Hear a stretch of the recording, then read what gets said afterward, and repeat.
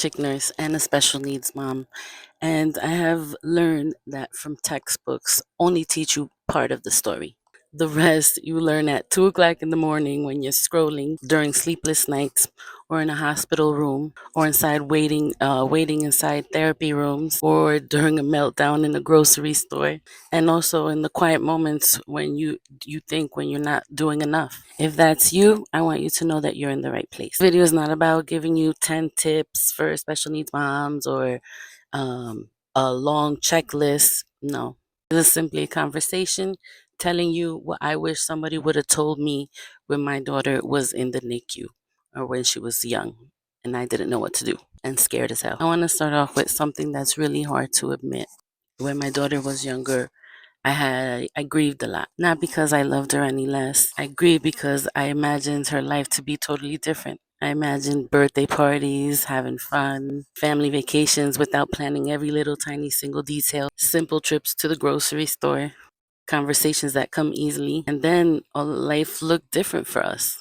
If you've ever felt that grief, please hear me out. That does not make you a bad parent. It just makes you human. It's part of life.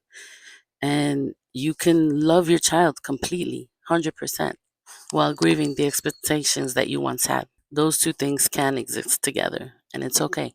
I wasted so much energy trying comparing milestones, seeing if she met certain milestones, comparing behaviors, birthdays, even school pictures. Something so simple that you don't even think of. But you know what? Comparison steals your joy. And one day I realized that my daughter was not behind. She was just simply on her own damn timeline and not what the freaking doctors say or what the specialists say. And then once I stopped doing all that, I finally realized and saw all the progress that she was making. This is where I'll probably lose a few of you parents, but I believe that special needs children need boundaries just like any other child. And it's not to try to make their life harder. It's actually completely the opposite.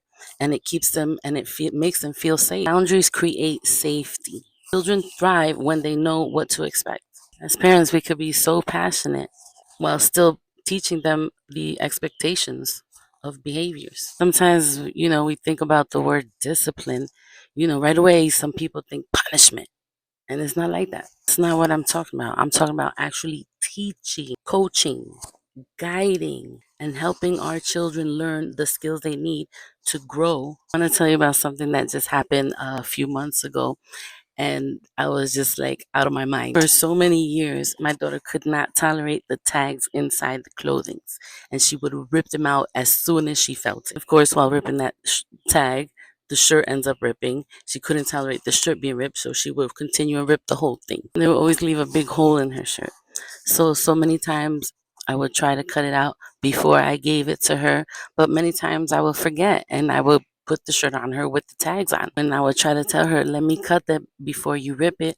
Oh, no, no, that was a big no. She wouldn't just let me do it and continue to keep ripping. Until one day, which was a few months ago, she touched the tag and I was waiting for her to just start ripping. And she said, Mom, cut the tag. She actually let me cut the tag without her going all crazy.